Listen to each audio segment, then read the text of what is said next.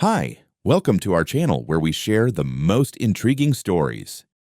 Imagine coming back from a peaceful vacation only to find your private backyard turned into a public spectacle, strangers lounging on your patio, popcorn spilling on your lawn, and a smug HOA president claiming it's all for the community. This wasn't just an invasion, it was war, and I wasn't backing down.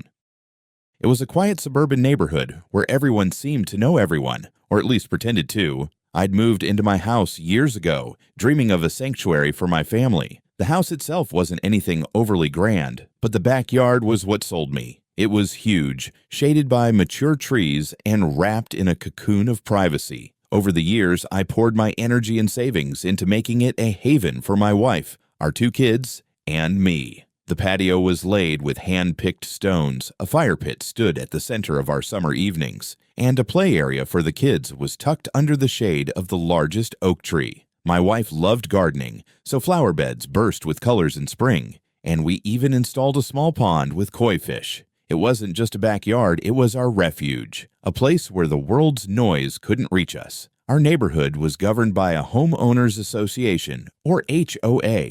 While they rarely bothered us, their reputation for micromanaging lawns and mailbox colors was legendary. I'd always kept them at arm's length, staying polite but firm. After all, my property was my own, marked by clear boundaries in the deed, which I'd checked meticulously before moving in. Last month, we decided to take a much-needed vacation. It wasn't extravagant, just a week at a lakeside cabin a few hours away. As we locked the doors and drove away, I felt a rare sense of peace, knowing we'd left everything in order. The backyard was pristine, the lawn mowed. What could go wrong? Returning a week later, I pulled into the driveway and immediately noticed something was off. Cars I didn't recognize were parked along the curb, and faint music drifted from behind the house. My heart sank as I stepped into the backyard. My private haven had been transformed into a bustling outdoor theater. An enormous screen dominated the lawn, with rows of chairs neatly arranged in front of it. Tables piled high with snacks and drinks lined the edges,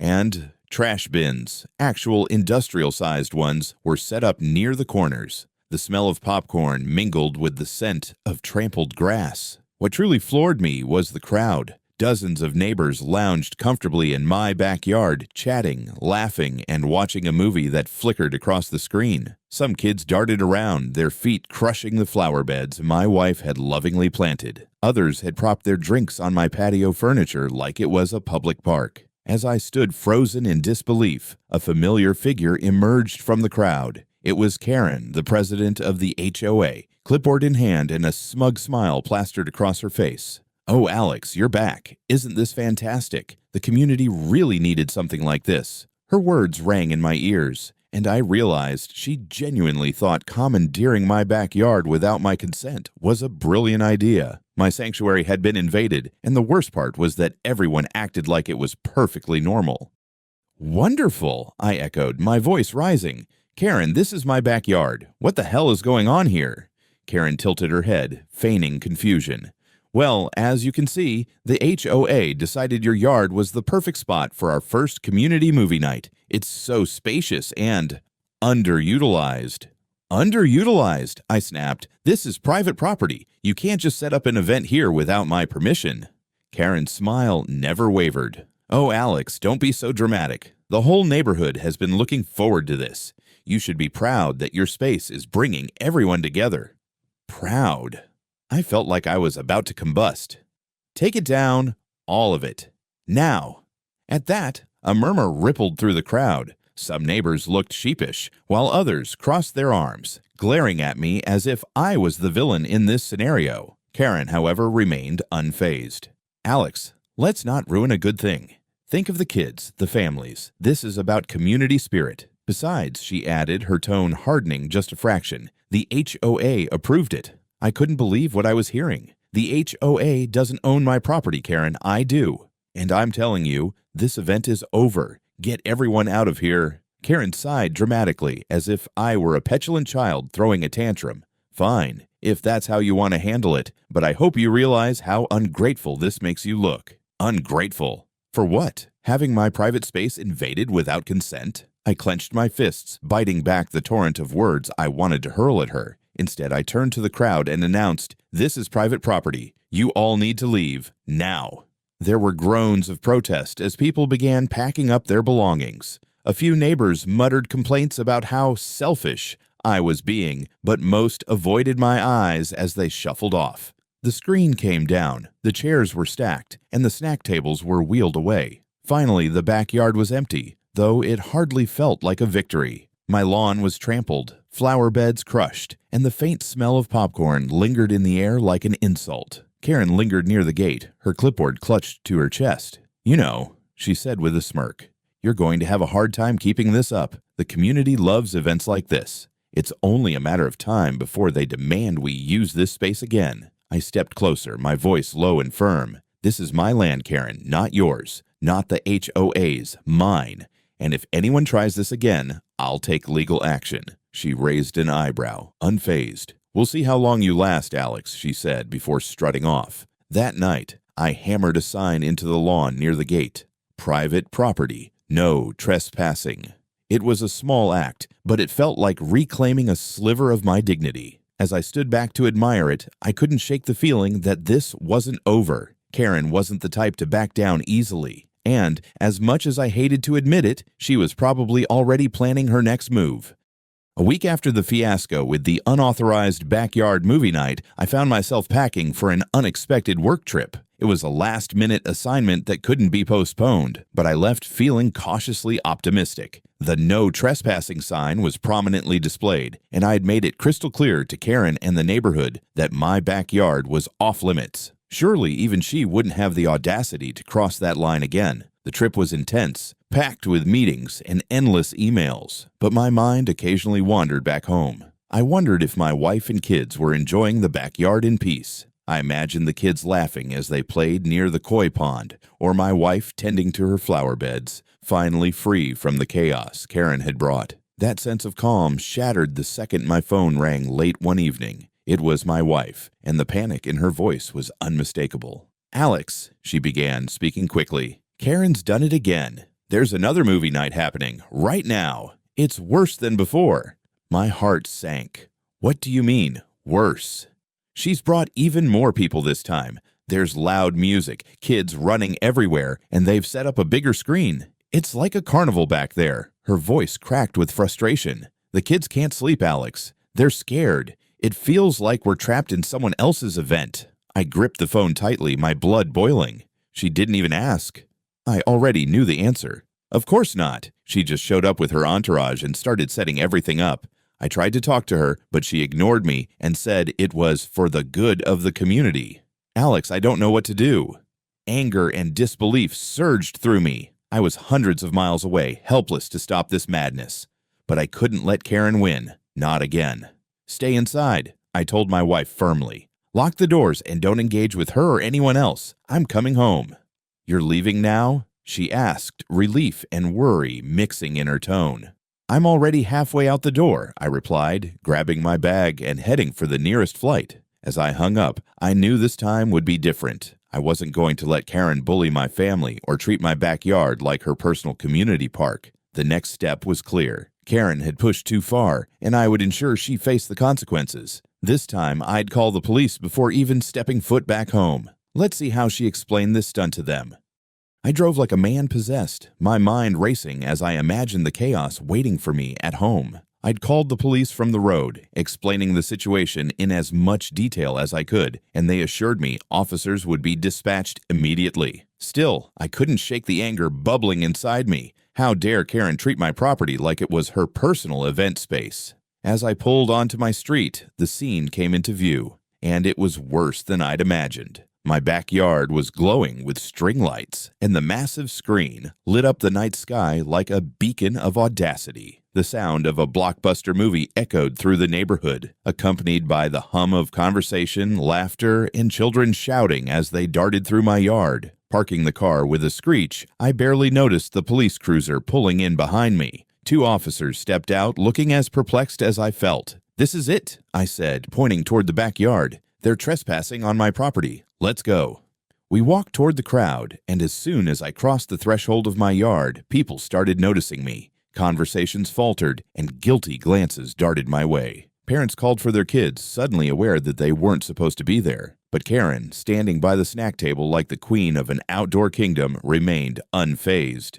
"Oh, Alex," she said, her voice dripping with condescension. "You're just in time. We're only halfway through the movie. Isn't this wonderful?" "No, Karen," I shot back, my voice sharp. "It's not wonderful. It's illegal. I've called the police, and this ends now." The officers stepped forward, their presence silencing the remaining murmurs in the crowd. Karen, to my disbelief, didn't look the least bit concerned. Instead, she pulled a folder from her bag, waving it triumphantly. "Officers," she said, handing them a document, "I have written permission from Alex to use this space for community events. This is all perfectly legitimate." My jaw dropped. "What? That's a lie. I never signed anything like that." Karen turned to me, her smug smile firmly in place. "Oh, Alex, don't be so forgetful. You signed this months ago. Maybe you just didn't read the fine print." I turned to the officers, my voice steady despite the fury simmering beneath the surface. "That document is a forgery. I'd never agree to something like this. Check the signature. It's not mine." One of the officers took the paper and examined it closely. "Sir, if this is your property, can you provide proof of ownership?"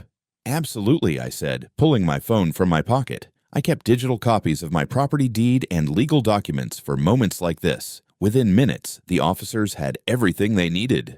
"This looks clear to me," the officer said, handing the phone back. He turned to Karen. "Ma'am, this is private property. If this document is fraudulent, that's a serious offense." Karen's smug expression faltered for the first time, but she quickly recovered, crossing her arms. "It's not fraudulent. This is for the community. Alex is just being unreasonable." The officer didn't waver.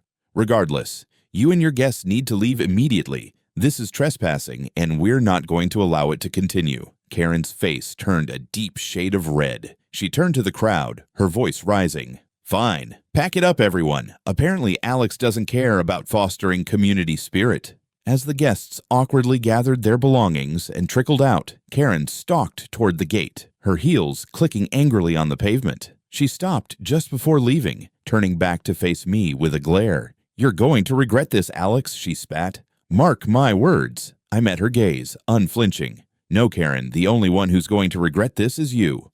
She stormed off into the night, leaving me to survey the wreckage of my once pristine backyard. Trash littered the lawn, trampled flower beds lay in ruins, and the scent of spilled soda clung to the air. But for the first time in weeks, the yard was mine again. The officers stayed a little longer to ensure everyone left peacefully, advising me to file a formal complaint about the forged document. As they drove away, I stood in the quiet, resolving that Karen had gone too far this time. She'd played her last card, and now it was my turn.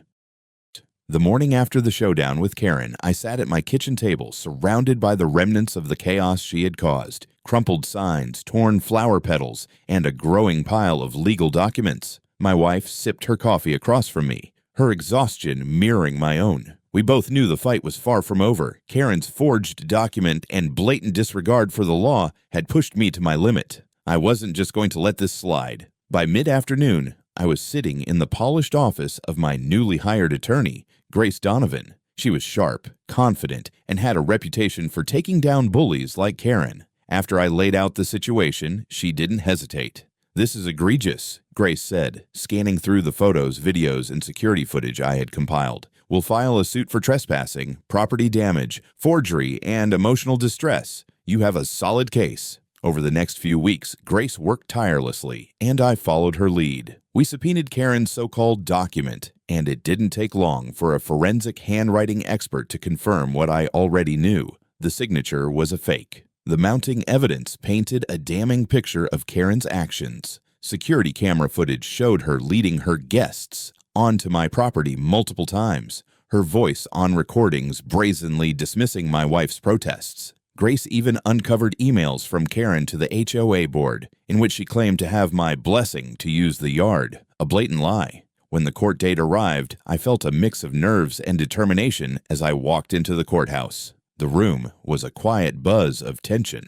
Karen sat at the defendant's table, looking far less confident than usual, though her lawyer whispered furiously in her ear. The case unfolded like a slow-motion train wreck, for Karen at least. Grace methodically presented the evidence, from the security footage to the forged document, leaving no room for interpretation. Witnesses included my wife, who recounted Karen's disregard for our protest, and even a neighbor who admitted they'd been skeptical of Karen's claims but went along with the events anyway. Karen's lawyer tried to argue that she had acted in good faith on behalf of the community, but Grace countered with a single-pointed question: does good faith include forging a signature? The courtroom fell silent. The judge's ruling was unequivocal. The document was fraudulent, the trespassing was intentional, and Karen's actions constituted a gross violation of private property rights. He declared her personally liable for the damages caused. As for the HOA, the judge criticized their lack of oversight and blind support of Karen's schemes, ordering them to implement stricter checks to prevent similar abuses in the future. The final judgment was a resounding victory. Karen was ordered to pay a substantial sum, covering the cost of repairing my property, compensating me for emotional distress, and reimbursing my legal fees. The amount was staggering enough to make her visibly pale as the judge read it aloud. After the trial, I stepped outside, feeling a weight lift off my shoulders for the first time in weeks. Grace shook my hand firmly. "You stood your ground," she said, "and you won." As I drove home, I passed a now empty neighborhood bulletin board where Karen's flyers once touted her HOA presidency. It felt symbolic. Her reign of entitlement was finally over. At home, my wife greeted me with a relieved smile, and our kids ran up to hug me. The yard, though still showing scars from Karen's events, felt peaceful again. Justice had been served, and my family could finally move forward, knowing that our home and our rights were safe. In the weeks following the court's decision, my life slowly began to return to normal, or at least a new version of normal. One of my first priorities was fortifying my backyard. The memories of strangers traipsing across my lawn and Karen's smug disregard for my boundaries were fresh in my mind. I hired a reputable company to install a tall, solid fence around the perimeter, complete with locking gates. At the same time, I upgraded my security system, adding more cameras to cover every angle of the property. Watching the fence go up felt like reclaiming a part of myself. This yard was mine again, private, protected, and off-limits to anyone who thought otherwise. My wife and I worked together to repair the damage done to the flower beds, and our kids were thrilled to help plant new flowers and spread fresh mulch. Slowly, the yard transformed back into the sanctuary it had always been. As for Karen, her fall from grace was swift and public. The HOA board held an emergency meeting not long after the trial, and Karen was unanimously voted out as president. Her neighbors, once so eager to attend her events, now avoided her altogether. Gossip spread quickly, and Karen's name became synonymous with arrogance and overreach. I caught glimpses of her every now and then, her once confident stride now replaced with hurried, head-down walks to her car. To my surprise, many of my neighbors reached out in the aftermath. Some stopped by in person to apologize for their role in Karen's escapades, admitting they'd trusted her without question. Others left notes of support in my mailbox, thanking me for standing up for what was right. One neighbor even offered to help replant some of the damaged landscaping. It was clear that the community had learned a valuable lesson, and the tides were turning. The HOA itself underwent a dramatic transformation. With Karen gone, a new board was elected, made up of individuals who prioritized fairness and transparency. They implemented new bylaws to prevent the kind of unchecked authority Karen had abused, ensuring that no one else could misuse their position. I'd be lying if I said the experience didn't leave scars. But as I sat on my patio one quiet evening, watching the sunset over my now serene yard, I felt a deep sense of accomplishment.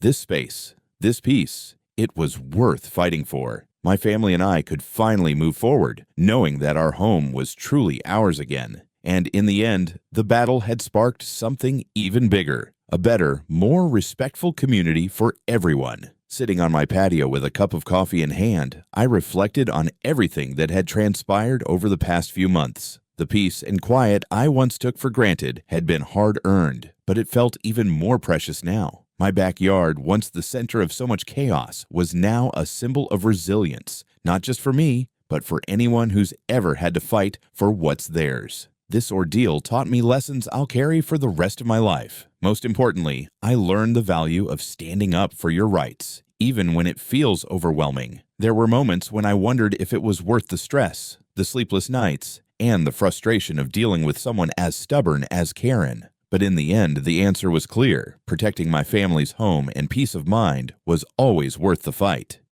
I also realized the importance of documenting everything. The evidence I gathered, from photos to videos and even Karen's incriminating statements, became my strongest weapon in court. Without it, her lies and manipulations might have gone unchecked. This wasn't just a victory for me, it was a reminder to the entire community that private property is sacred. The law exists to protect us from those who think they can bend the rules to suit their own agenda, and justice will prevail if you're willing to pursue it. Since the dust settled, my neighbors have treated me with newfound respect. People who once sided with Karen now stop by to chat, wave from their driveways, or share stories about how the HOA's new leadership has made life better for everyone. My backyard has become more than just a space for my family. It's a quiet monument to what can happen when you refuse to back down. As the sun sets and casts a warm glow over the yard, I smile, knowing I did the right thing. This is my home, my sanctuary, and it will always be a place where my family can thrive, no matter who tries to challenge that.